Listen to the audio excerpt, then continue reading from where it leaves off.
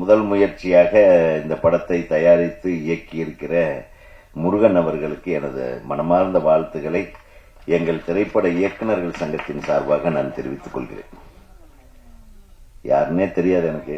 திடீர்னு அவர் போன் பண்ணி வாங்கண்ணே, நீங்க வரணும், உங்களையும் பேரரசு அண்ணே உங்க சங்கத்துல இருந்து நாங்க கூப்பிட்டுருக்கோம்னாரு. ரெண்டாவது, யாருப்பா ஹீரோ, என்ன, நீ யாரு, எந்த ஊரு, ஒண்ணுமே தெரியாது. அப்புறம் வச்சுட்டாரு. நான் அந்த நம்பரை மறந்துட்டேன். நீ மத்தியானம் இருந்து எனக்கு ஒரு உறுத்துதல், ஏதோ ஒரு தம்பி கூப்பிட்டாரு. அப்புறம் உடனே நம்ம சங்கத்துக்கு போன் அடிச்சுட்டே, ஒரு தம்பி கூப்பிட்டாரா, முருகன் பேர் சொன்னாரு, திருப்பி அவர் கூப்பிட சொல்லி எப்படியாவது புடி. அது என்னைக்கு ஃபங்க்ஷனு, எப்ப ஃபங்க்ஷன் கூட எனக்கு தெரியாது. இந்த நமக்கு ஒரு இது அனுப்பியிருந்தாரு, அதுல என்னைக்கு டேட்னே போடல. கரெக்டா? எனக்கு வந்ததுல டேட் போடல, டைம் மட்டும் இருந்தது.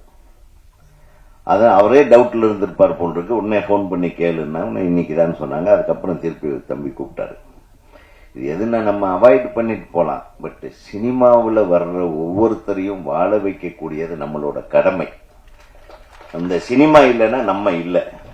அது யார் வந்தாலும் வரவேற்க நம்ம தயாரா இருக்கிறோன்றதுக்காகத்தான் பேரரசு அவர் வேற மாவட்டத்தில் இருந்தாரு.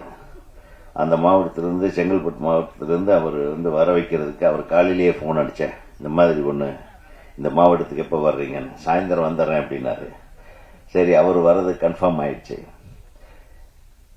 ஸோ ஒவ்வொருத்தரும் இங்க பேசும்போது குறிப்பிட்டாங்க, இந்த படம் ரொம்ப சிரமப்பட்டு எடுத்திருக்கோம் அப்படின்னு. கண்ணே, இப்ப தெரிஞ்சுக்கங்க, சினிமா சாதாரணமாலாம் எடுக்க முடியாது, சிரமப்பட்டாதான் எடுக்க முடியும். எடுத்த கடைசியில் ஒரு சிரமம் இருக்கு பாரு மகனே. உலகத்துல பெத்த தாய்க்கு மட்டும்தான் தெரியும் இந்த பிரசவ வேதனை. அதுக்கு அடுத்தது உனக்கு தெரிய போகுது. அந்த ரெண்டு வேதனையும் சோதனையும் நம்ம ஏத்துக்கிட்ட மனதளவுல ஏத்துக்கிறவன் தான் சினிமா எடுக்க வரணும், இல்லைன்னா வரக்கூடாது. இந்த வேதனையும் சோதனையும் தாண்டி படம் ரிலீஸ் ஆகும்போது நல்லா இல்லைன்னா கிளின்னு கிழிச்சிருவாங்க இவங்க. அது அடுத்த சோதனை. அந்த சோதனையில நீ ஜெயிச்சாதான் நீ ஒரு நிலையான இடத்தை பிடிக்க முடியும். இது நான் வரும்போது இருந்தது, நீங்க வரும்போதும் இருக்கு. இது பொதுவான ஒரு விஷயம். இந்த படத்து ட்ரெய்லரை பார்த்தேன். இந்த படத்து ஹீரோவை பற்றி சொல்லணுமா? வெற்றி ரொம்ப ரொம்ப தங்கமான பிள்ளை, வெரி வெல் பிஹேவ்டு ஆர்டிஸ்ட்னு சொல்லலாம். தான் உண்டு, தன்னுடைய வேலை உண்டு, தன் கதையை கேட்டு பிடிச்சதுன்னா தான் பண்றாரு. அவர் பண்ண ஒத்துக்கிட்டா அதுக்கப்புறம் அவர் கூட சேர்ந்து பண்றதுக்கு போட்டி போடணும். ஏன்னா அந்த அளவுக்கு டெடிகேட்டட் ஒரு ஆக்டர். ரொம்ப சந்தோஷமான விஷயம் என்னன்னா, இத்தனை புதுமுகங்களையும் ஒரு புதுமுக இயக்குனரையும் அக்செப்ட் பண்ணிட்டு இந்த சமயத்தில் ஒரு படம் பண்றாரு பாருங்க. அதே ஒரு மிகப்பெரிய தைரியம். பெரிய பெரிய நடிகர்கள் எல்லாமே ஓடுற குதிரையில ஏறிட்டு ஏமாத்துறாங்க. பெரிய பெரிய நடிகர்கள்லாம் பாத்தீங்கன்னா, ஏங்க முதல்ல ஓடின குதிரையை இப்ப அது பழைய குதிரை அப்படின்றாங்க. எப்படி எல்லாம் சோதனை பண்றாங்க தெரியுங்களா? ஒரு கலைஞர்களுக்கு ஊக்குவிக்கிறதுக்கு ஒரு சரியான ஒரு கதாநாயகர்கள் தான் நம்மளை பொறுத்தவரையிலும் இந்த திரையுலகம் தெய்வமாக கொண்டாடுவார்கள். அந்த காலத்துல ஒரு படம் நஷ்டமாயிடுச்சுன்னா புரட்சி தலைவர் போன் பண்ணி, அடுத்தது நம்ம ஒரு படம் பண்ணலாம், சம்பளம் எல்லாம் எதுவும் பேச மாட்டார், அவ்வளவு. படம் ஓடலன்னா அடுத்தது. அதே மாதிரி சிவாஜி சார், அதே மாதிரி ஜெய்சங்கர் சார். நடிகர்கள் ஒரு தயாரிப்பாளர்களோட மூத்த புள்ள மாதிரி இருப்பாங்க. அப்பனுக்கு வயிறு வலிச்சதுன்னா நம்ம தான் மருந்து போடணும், அப்பனுக்கு உடம்பு சரியில்லைன்னா நம்ம தான் அவங்களை கொண்டு போய் ஆஸ்பத்திரியில சேர்க்கணும். அந்த உறவு முறை இருந்தால் மட்டும்தான் இருக்கிற வரையிலும் சினிமா நல்லா இருந்தது. அப்கோர்ஸ் 90s வரையிலும் அப்படி சொல்லலாம். இப்போ ஒரு படம் வெற்றி அடைஞ்சு அது இதாச்சுன்னா அந்த டைரக்டரையே வெட்டி விட்டுறாங்க. தயாரிப்பாளர் போன் பண்ண எடுக்க மாட்டாங்க. இந்த பிரச்சனையே வேண்டான்னு போன் நம்பரையே மாத்திக்கிறாங்க, இல்லையா? முதல்ல எல்லாம் எப்ப பார்த்தாலும் நிறைய ஹீரோக்கள் கூடவே இருப்பாங்க நம்ம ஆளுகளை. அது குறிப்பா ஹீரோயின்ஸ் கூடவே இருக்கிறாள். யாரு? தேவராஜ். தேவராஜ் ஒரு ஹீரோவோட ஒரு போட்டோ வந்தா ஹீரோயினோட 100 போட்டோ வரும். அவர் இன்னைக்கு வரைக்கும் எப்படிதான் மெயின்டைன் பண்றான்னு தெரியல. நம்ம எல்லாம் லூஸ் பண்ணிட்டு இருக்கோம். டைமை வேஸ்ட் பண்ணிருக்கீங்க மற்ற பத்திரிகையாளர். ஆனால் ஒரு காலத்தில் எல்லா ஹீரோக்களும் ப்ரெஸ் கூட சுற்றி உட்கார்ந்து பேசிட்டு இருப்பாங்க, ஒன்றா சாப்பிடுவாங்க. அந்த வசந்த காலம் இல்லாமல் போச்சு அப்படின்றது மிகப்பெரிய வருத்தத்தை, சோகத்தை ப்ரெஸ் எல்லாம் சொல்லுவாங்க என்கிட்ட. இன்ஃபேக்ட் நான்லாம் ஷூட்டிங் போனேன்னா என்னுடைய கதையை ப்ரெஸ்ஸுக்கு கூப்பிட்டு சொல்லிடுவேன், ஃபுல் கதையும் சொல்லுவேன், இன்டர்வெல்ல கொண்டாந்து நிறுத்திடுவேன். அவங்க அன்னைக்கு போறவங்க எல்லாம் கேன்சல் பண்ணுவாங்க, நாளைக்கு இன்டர்வெல்லையும் கேட்டு போயிடும், இன்டர்வெல் பின்னாடி என்னன்னு கேட்டு போறேன்பாங்க. That was the spirit of press and the creator. அது இல்லை. இன்னைக்கு யாரும் முழு கதையை சொல்றதுக்கு தைரியம் கிடையாது. முழு கதையை கேட்கிற அளவுக்கு உங்களுக்கு அப்பா போதுல சாமின்றீங்க போல. ஆக எங்க எங்க என்ன தேவைன்றது நான் சொல்லிட்டேன். அந்த மாதிரி ஒரு சிச்சுவேஷன்ல வெற்றி தேர்ந்தெடுக்கிற கதைகளுடைய விஷயங்களை பார்த்தீங்கன்னா ஒரு வித்தியாசமான கதைக்களம். அது டைரக்டர் என்ன பண்ணியிருக்காரு, சினிமாட்டோகிராஃபர் எப்படி பண்ணியிருக்காரு, மியூசிக் டைரக்டர் எப்படி பண்ணியிருக்காருன்றதெல்லாம் இருக்கட்டும். பட் ஒரு ஹீரோவா அவர் நினைச்சா இன்னைக்கு ஒரு 10 பேர் படம் 10 பேர்த்துக்கு படம் கால் ஷீட் கொடுக்கலாம். பட் இந்த கதையை தேர்வு செஞ்சு நடிச்சிருக்காருன்னா there is something in it. ஏன்னா அந்த கார்ல வர்ற ஒரு பெர்ஃபார்மன்ஸ் மட்டுமே போதும். அந்த அக்ஷயா பின்னாடி உட்கார்ந்துட்டு அது இவரை கொஞ்சிறதும், இவர் எந்த விஷயத்திலும் அவன் முகபாவனையை மாத்தாம எக்ஸலண்ட் பெர்ஃபார்ம் பண்ணிட்டு. அதுக்கப்புறம் அந்த பாட்டுல அப்புறம் டான்ஸ் ஆடுறீங்க, அது தெரியல. அதுக்கப்புறம் லவ் வந்துருச்சா, இல்ல லவ் வெளிப்படுத்தாம நீங்க அவளை கடத்திட்டு போறதுக்காக வந்தீங்களா, ஐயோ காதலியே கடத்துறமேன்னு ஒரு மாதிரி வெறப்பா இருந்தீங்களா, அதெல்லாம் எனக்கு தெரியாது, கதை தெரியாது. But there is a variation in his performance. பியூட்டிஃபுல்லா இருந்தது. ஒரு மிகச்சிறந்த நடிகனை நம்ம தமிழ் சினிமா கண்டிருக்கின்றதுக்கு அந்த ஒரு காட்சி போதும். நிச்சயமா நீங்க நல்லா வருவீங்க தம்பி, இந்த படம் நல்லா ஓடணும். மியூசிக் டைரக்டர் வந்தாரு, எனக்கு அதுக்கு பண்ண யூடியூபுக்கு மியூசிக் எதுக்கு பண்ணாலும் மியூசிக் தான். பிரமாதமா பண்ணிருக்கீங்க, நல்லா இருக்கு மியூசிக். நீங்க அப்பா அம்மாவுக்கு நன்றி சொல்லணும், டைரக்டருக்கு தயாரிப்பாளருக்கு நன்றி சொல்லணும். அதுதான் மெயின். அப்பா அம்மாவுக்கு வீட்டில் போய் சொல்லிக்கலாம். அப்புறம் ஹீரோயின் சொன்னாங்க, மன்னிப்பெல்லாம் கேட்டாங்க. அது கண் கலங்கிடுச்சு. அந்த குழந்தை இப்பதான் சீரியல்ல போய் நடிக்க ஆரம்பிச்சு இந்த சோகங்களை எல்லாம் இங்க கொண்டாந்து கொட்டிடுச்சு போல. சோக சீன்ல நடிச்சா மணி,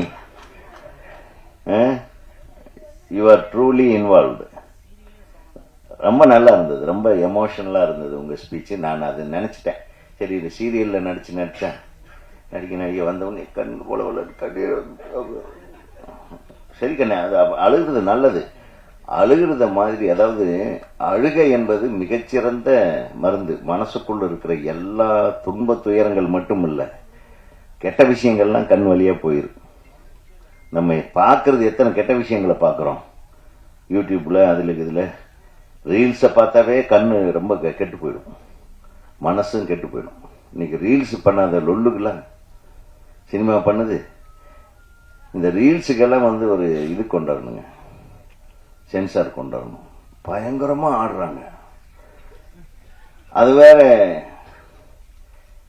பார்த்துட்டே இருக்கணும், வேற திருப்பி அடுத்து இதை விட பெட்டரா வருமானு என்னங்கடா. அப்புறம் எங்க சினிமா ஜெயிக்கும்? ஸோ ரீல்ஸுக்கு மத்திய அரசு தடை விதிக்க வேண்டும் என்பது எனது கோரிக்கையாக. கரெக்டா? அசிங்கமா இருந்த ரீல்ஸுகளுக்கு நான் சொல்றேன். இப்பதான் சமீபத்தில் ஒரு பாட்டு இருந்தேன் ரீல்ஸை பத்தி. கரெக்டா? அந்த பாட்டு வரி வரும்போது தெரியும், ரீல்ஸை பத்தி நான் ஒரு பாட்டு எழுதியிருக்கேன் ஒரு படத்துல. ஸோ மிகச்சிறப்பான நடிப்பை வெளிப்படுத்தி இருக்கும் அன்பு தம்பி. அவரு கூட நான் ஒரு படத்துல, அவர் நடிக்கிற படத்துல நான் ஒரே ஒரு சீன்ல கடைசியா அவருக்கு தெரியாம நடிச்சுட்டு வந்தேன். அவர் தான் நடிச்சிருக்காருன்னு சொன்னாங்க. நல்லா நடிச்சிருக்காங்க. உன்னுடைய நல்ல நடிப்புக்கு முன்னாடி நான் எங்க கெடுத்திருக்க போறேன்னு தெரியல. பட் எனிவே அங்கேயும் சொன்னாங்க, ரொம்ப தன்மையான ஹீரோ, இப்படியெல்லாம் ஒரு ஹீரோவை பார்க்க முடியாதுன்றது. இது ரொம்ப ரொம்ப எல்லாருமே கைதட்டி வரவேற்க வேண்டிய, வாழ்த்த வேண்டிய ஒரு விஷயம். அதனால கைத்தட்டிடுவோம் தம்பிக்காக. மீண்டும் மீண்டும் இதே மாதிரி இருங்க, உங்களை மாத்திக்காதீங்க. Take a good subject, do a dedicated performance. ப்ரொடியூசர்களுடைய கதாநாயகனா இருங்க. ஆனா உங்களுக்கு கதை பிடிக்கலன்னா நீங்க படமே பண்ண வேண்டாம், பிடிச்ச கதைகளை தேர்ந்தெடுத்து பண்ணுங்க. அப்புறம் வினு பிரியா அவங்க ஒரு ரகசியமான கேரக்டர்ல நடிச்சிருக்காங்க. அது எனக்கு மட்டும் சொல்லிட்டாங்க, நான் அதை சொல்ல முடியாது, சொல்லாதீங்க சார் அப்படின்னுச்சு. எவ்வளவு, அதாவது ஒரு படத்து மேல எவ்வளவு கான்பிடன்ஸ் வச்சிருந்தா அப்படி ஒரு தைரியமான நல்ல நல்ல விஷயம் செஞ்சிருக்கீங்க டைரக்டர் சார். நீங்க ரொம்ப நெகிழ்ச்சியா இருக்கு. ஒரு குடும்பமா உட்கார்ந்துருக்கீங்க பாருங்க. Hats off to all the technicians, சினிமாட்டோகிராஃபர்ல இருந்து ஸ்டண்ட் மாஸ்டர்ல இருந்து டான்ஸ் மாஸ்டர்ல இருந்து எல்லாத்துக்கும், உதவி இயக்குநர்கள், கோ டைரக்டர்கள் எல்லாத்துக்கும் என்னுடைய மனமார்ந்த வாழ்த்துக்கள். அது மட்டும் இல்லாம முருகன் அவர்கள் குறிப்பிட்டார் ஒரு வார்த்தை, தம்பி என்னால முடிஞ்ச அளவுக்கு போறேன்னா கடைசியில பணம் தேவைப்பட்டது, டப்புன்னு ஒரு 2 பேர் வந்துட்டாங்க எனக்கு ஹெல்ப் பண்றதுக்கு. அந்த இணை தயாரிப்பாளர்கள் இருவருக்கும் ஒரு மிகப்பெரிய கைத்தட்டல். ஏன்னா அவங்க 2 பேரும் இல்லைன்னா இந்த படம் ரொம்ப சிரமத்துக்கு ஆளாயிருக்குன்னு உண்மையை சொன்னாரு பாருங்க. அதை இணை தயாரிப்புன்னு அவங்க பேர் போடுங்க. நீங்க எல்லாமே நான் மட்டும்தான் போடுவேன், வேண்டாம் நம்ம சொல்றது கேளு, டைட்டில் அவங்க பேரை போடுங்க. போடுறது என்னன்னா, நம்ம அந்த போட்ட காசை திருப்பி கொடுக்க முடியலனாலும் பேராவது போட்டோம்ல அப்படின்னு சொல்லிக்கிறாரு. தப்பிக்கிறதுக்கு வழி சொன்னா நீ ஒருத்தன்.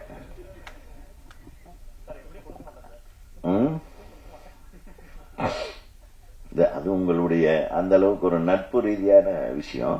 பட் இருந்தாலும் ஒரு நல்ல மனசோட அவங்க இணைஞ்சதுக்காக நீங்க செய்ய வேண்டிய ஒரு கடமை இருக்குல்ல, நான் ஃபீல் பண்றேன். நானா இருந்தா அவங்க பேரை வழங்கும்னு போடுவேன். அவங்க வழங்கி இருக்கிறதுனால போட்டீங்க இதானா ரிஷிகாந்தா, ஓகே அப்படின்னு மிக சந்தோஷம். ஆக மொத்தம் வேற ஏதாச்சும் நான் விட்டேன்னா, என்னுடைய தம்பிகள் 2 பேர் வந்திருக்காங்க, அடுத்து பட்டையை கிளப்ப போறாங்க. பேரரசு அவர்களும் சுப்பிரமணியம் சிவா அவர்களும். சுப்பிரமணிய சிவா அவர்கள் ஒரு மிகச்சிறந்த மனிதன். நான் நிறைய விஷயங்கள்ல பார்த்திருக்கேன். ஒரு விஷயத்தை எடுத்துக்கிட்டா அதை டெடிகேட்டடா செய்யக்கூடியவர். அவர் எப்படி உங்களுக்கு வந்தாருன்னு தெரியல, ரொம்ப சந்தோஷமா இருந்தது. சுப்பிரமணியம் பாத்தியா, உன் தாடிக்குள்ள ஏதோ இருக்குயா, நீ பார்க்காமையே நான் வந்துட்டேன். நேத்து நைட்டு பார்த்து காலில் வந்திருக்காரு. இப்ப அவர் பெட்டரா நான் பெட்டரா? பாத்தீங்கன்னா இப்படி ஒரு விவரமான ப்ரொடியூசர் உருவாயிட்டு இருக்கான். யாரையுமே பார்த்தது கிடையாது தம்பி. சும்மா போன் பண்ணி யாருப்பா ஹீரோன்னா வெற்றி என்னவனே, ஐயோ நம்ம தம்பியா அப்படின்னு அவனுக்கு ஒரு மனசுல பட்டுச்சு. அதே மாதிரி நம்ம பிரபாகர் சொன்னாரு, சார் நம்ம வெற்றியோட படம் சார் அப்படின்னு. ஓகே சரி, அரசு வராப்லையா, அரசு வருவாரா வரலையான்னு தெரியல. அப்புறம் அவரு வேற மாவட்டத்திலிருந்து வரணும், செங்கல்பட்டு மாவட்டத்திலிருந்து அவரு லொங்குன்னு கிளம்பி வந்துட்டாரு. ஏன்னா அவரு பேசினாலே ஒரு சரவெட்டி சிவகாசியும் திருப்பாச்சியும் கிளப்ப போறாரு. ஆக மொத்தம் அனைவருக்கும் எனது வாழ்த்துக்களை தெரிவித்துக் கொண்டு இந்த படத்தை சிறப்பாக நிச்சயமா அவங்க சிறப்பாக கொண்டு போய் சேர்ப்பாங்க, அது எந்த அளவு சந்தேகமே இல்லை. உலகத்திலேயே நீங்க கூப்பிட்ட ஒரு விஷயத்துக்காக உண்மையாக இருக்க போகிற பத்திரிகை நண்பர்கள் அனைவருக்கும் நான் எனது மனமார்ந்த நன்றியை தெரிவித்துக் கொண்டு விடைபெறுகிறேன். நன்றி, வணக்கம்.